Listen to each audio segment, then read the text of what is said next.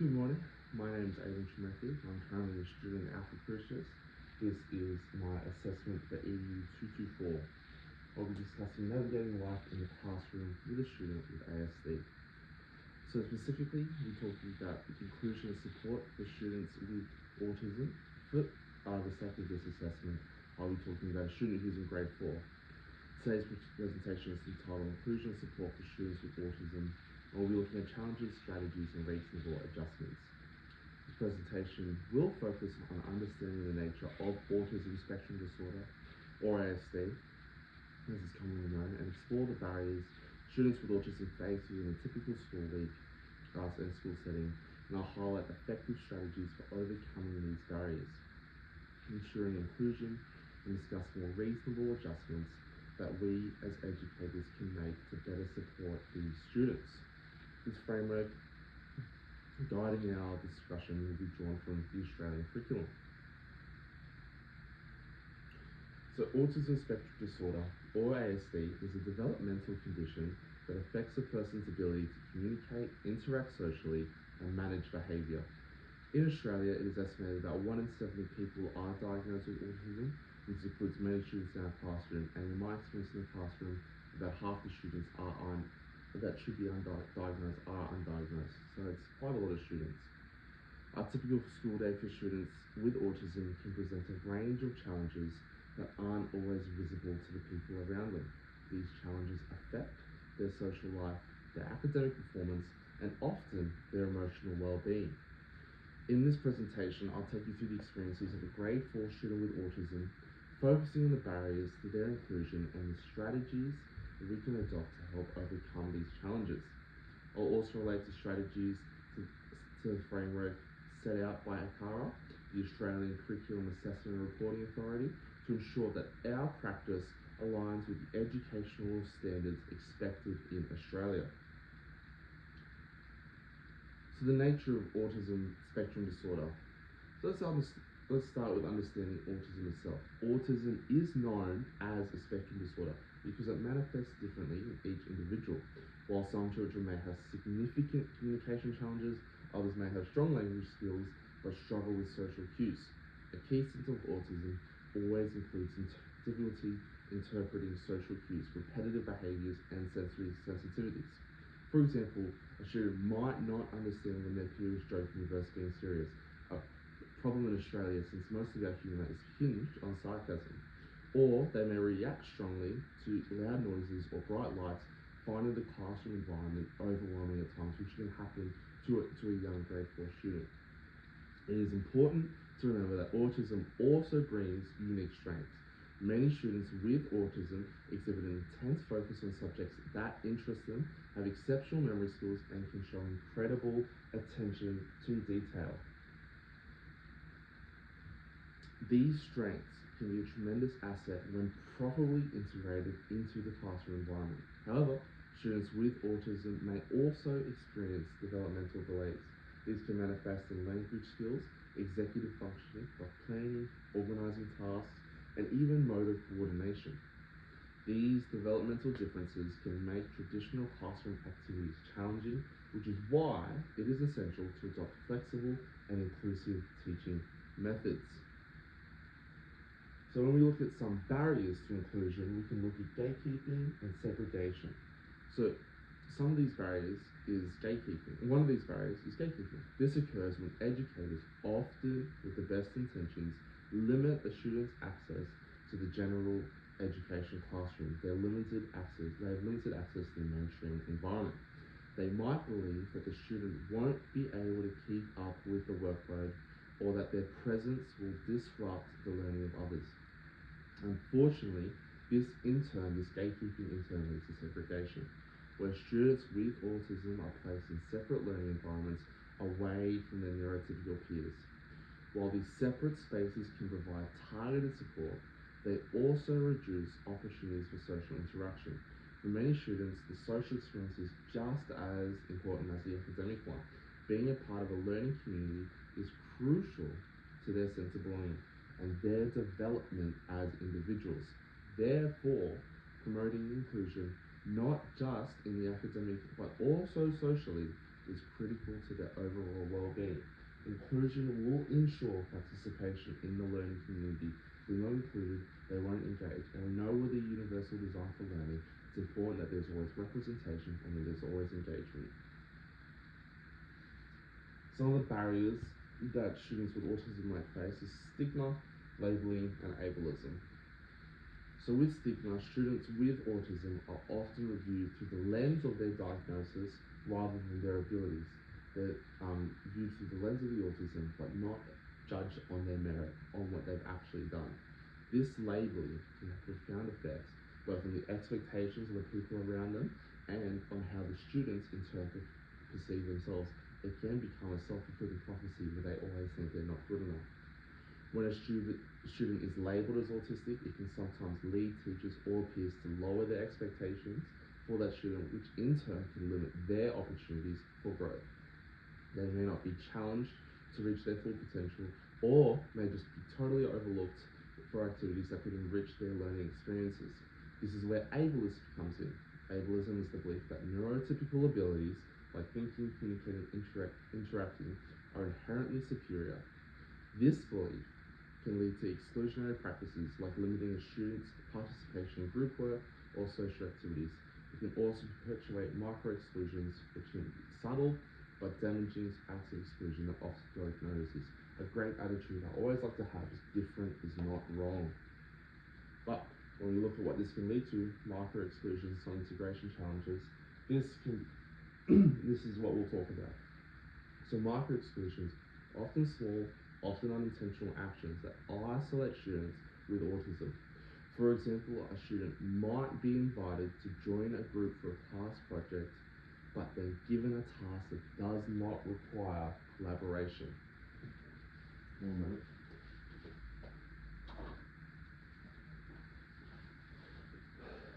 Does not require collaboration, effectively excluding them from meaningful interactions. Or they may be left out of social gatherings like birthday parties because their peers do not understand how to include them in a way that feels comfortable for everyone. These micro-exclusions can add up, creating a sense of isolation for the student and integration. Bringing students with autism fully into the classroom presents its own challenges. Teachers often find it difficult to balance the needs of the whole class with the individualized support that a student with autism might require. But with awareness and the right strategies in place, it is possible to create an environment where students feel included. So students need to be able to integrate, and they need the support, they need understanding, they need the resources, which you can get with the Australian the ACARA framework. And awareness and adjustments are needed. So not just good enough to know, you have to actively include these amazing students in your classroom community. Well, let's talk about some learning strategies. So let's dive into what are some inclusive teaching strategies, because it's not just important to acknowledge, we have to act it out, and how we can make adjustments that not only benefit the students with autism, but the entire classroom. When we think about inclusive education, it is important that it's not just about physical inclusion, but creating an environment where every student can fully participate and learn. One effective approach is differentiated instruction. This involves tailoring your teaching to meet the diverse learning needs of students. Differentiation is about giving students with autism less challenging tasks. It's about giving them the tools to succeed. For example, visual schedules can be incredibly helpful. Many students with autism thrive when they have a clear visual understanding of what's coming next. This helps reduce anxiety around transitions and gives them the structure they need to stay focused. Another great tool is flexible seating. This can mean allowing students to choose where they sit, whether it's at a desk, a cushion, or even standing at the back of the classroom. Some students with autism may find sitting at a traditional desk challenging, so giving them options and choice and a sense of ownership is a great way of helping them have a sense of control over their environment, making it easier for them to stay engaged. Sensory tools are also a very important consideration. Sensory sensitivities are common with students with autism, and they can be overwhelmed constantly by the everyday sights, sounds, and textures of the classroom. Things like noise-cancelling headphones can help students manage auditory overstimulation, while fidget toys or stress balls can help them stay grounded and focused. And finally, let's talk about scaffolding. one of the most powerful strategies we have as educators. It applies to everyone and is especially helpful for students with autism. Scaffolding means breaking down complex tasks into smaller, more manageable steps. Imagine a multi-step math problem. And rather than giving the student all the steps at once, you might guide them through each part one at a time, checking for understanding along the way. This approach ensures that the students aren't overwhelmed and can build their confidence along the way as they develop their skills for this task. So we have differentiated instruction, which is catering to the needs of the student; scaffolding, which breaks it down into smaller tasks where you can't break a pile of sticks all at once, just break it one stick at a time; and peer-supported learning. Peer-supported learning is fantastic because it gives students the opportunity to not only be benefited academically, but also be benefited socially. I remember on Craft once, one of the teachers had this thing called Think, Pair, Share, where the students would get together, they talk about a new concept, they get the students to get into pairs, they think, they get into their pairs, they discuss, and they share what they've learned with the teachers and the wider classroom. It was a fantastic way of inclusivity, engagement, and representation, and everyone gets a chance to be involved. Another way that we can help is sensory regulation in the classroom with students with autism. This is absolutely crucial for students with autism. Sensory overload can be one of the most significant challenges they face in a school environment. Think about the constant noise, bright lights, and sometimes chaotic atmosphere of a classroom, which we all know. While many of us have learned to tune things out, for a student with autism, it can be quite overwhelming and seriously distracting. Sensory breaks provide an essential opportunity for students to step away from the overwhelming stimuli and regulate their sensory input. These breaks allow students to calm down, reset, and refocus. Research has shown that incorporating regular sensory breaks throughout the day can significantly improve a student's ability to stay engaged and participate in classroom activities. Let's consider what that actually might look like practically. It could be as simple as giving students just 5 minutes, go walk around a quiet part of the school. It could be giving them soft lighting, weighted blankets, or calming visuals. These tools can help students self-regulate and prevent emotional meltdowns, which often stems from sensory overload. I saw one thing in a practical where they had like a little lip balm that was strawberry flavored, and that the kids would just smell it, and it would just help calm them down a little bit. We also need to consider the specific sensory sensitivities of each student. As remember, autism is a spectrum. It's not necessarily one size fits all. So for example, one student might be incredibly sensitive to loud sounds, so offering them noise cancelling headphones during noisy activities can make all the difference in the world. Another student might have difficulty with the texture of certain materials, brightness of the classroom, and so adjusting these environment factors is key to helping them feel comfortable. What's important to remember here is that self-regulation is a learned skill, and so as educators, it is our responsibility to create an environment that helps these lovely students learn this skill. We're helping them develop coping strategies that will benefit them in the long run, both academically and personally. So what we have is sensory breaks, sensory sensitivities, regular breaks, this constant, almost dopamine farming where it allows them just to relax, just to have a break, where school can be quite a stressful environment, both socially and academically. So this helps limit that and develop self-regulation for these wonderful students. So let's look a bit deeper into differentiation and how it creates rich learning experiences that engage students with autism. One of the most exciting aspects of engaging students in a rich learning environment is through differentiation.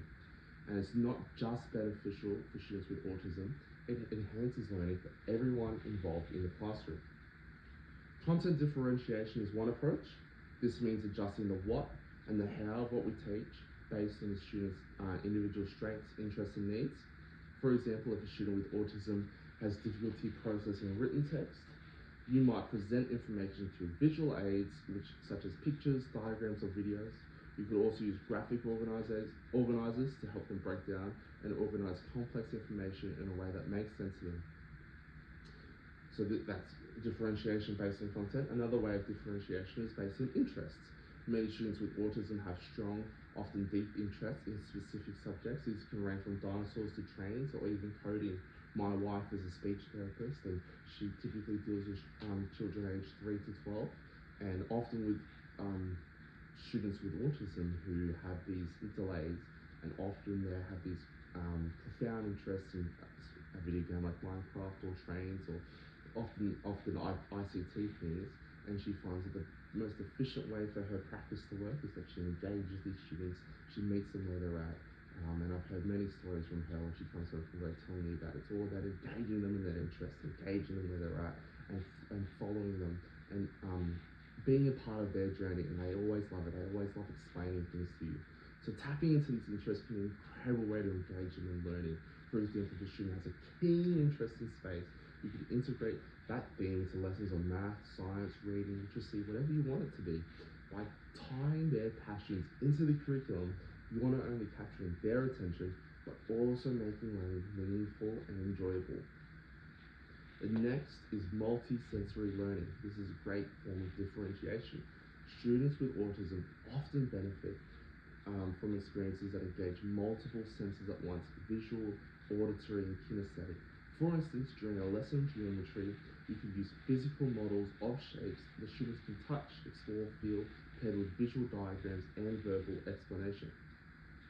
This type of multi-sensory approach helps reinforce learning by appealing to different sensory pathways, which can improve comprehension and retention.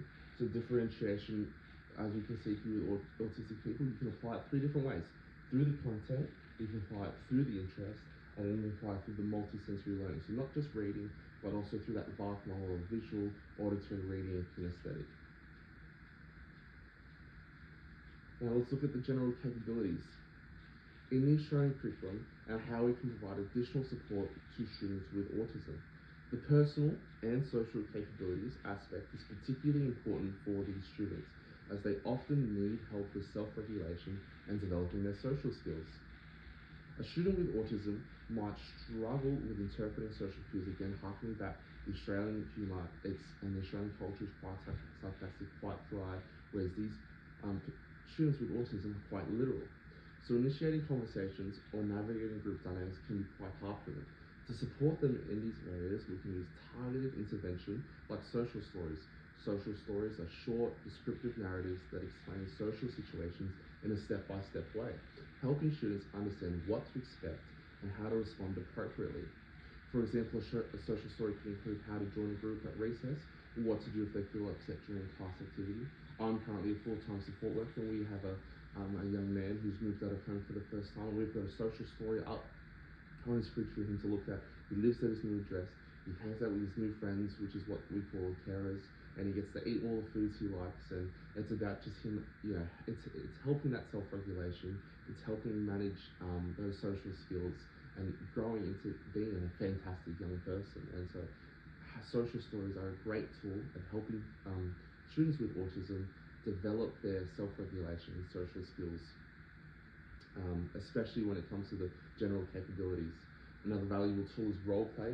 This allows students to practice social interactions in a safe, controlled environment, which is what it's all about as being an educator, creating that safe, controlled environment. By role playing different scenarios like sharing, turn talking, or working collaboratively, students can rehearse how to navigate these situations before they encounter them in real life. Visual prompts can be extremely helpful. Again, going back to the multi-sensory model, not just reading, but visual, audio, kinesthetic. So when we look at visual prompts, these might include emotion charts that help the students, identify, I'm feeling like this throughout the day. And also cards that remind them of appropriate behaviors during specific activities. One child just might not be able to sit still, but if you have a visual cue that says, when we're on the carpet, we sit still, that can help them. Visual supports can be especially useful for students who have difficulty with verbal instructions or who need constant reinforcement of social expectations. In addition to these social supports, routine is crucial. It is essential for students with autism.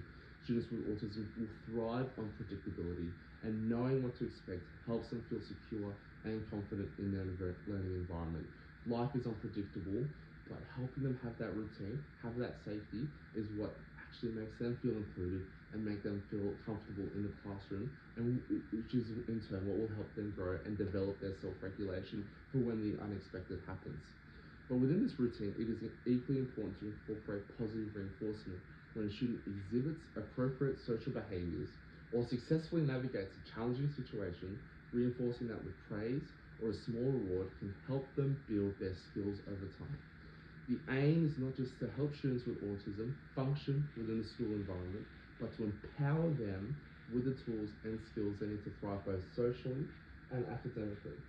So we're looking at those personal and social capabilities, we're always looking to develop them with interventions such as social stories, role play, as well as visual prompts for better social understanding. Always just giving them a structure, giving them the best chance they can to succeed, and through routine and positive reinforcement, they're two great vehicles that point them in the right direction.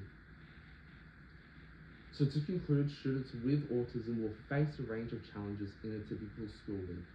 These challenges include gatekeeping, stigma, micro-exclusions, and ableism. However, with the right strategies in place, we can ensure that these students are fully included in the classroom and are supported to succeed. Through differentiated instruction, sensory breaks, scaffolding, and social support, we can create an environment where students with autism not only thrive academically, but also feel valued and included as part of the school community.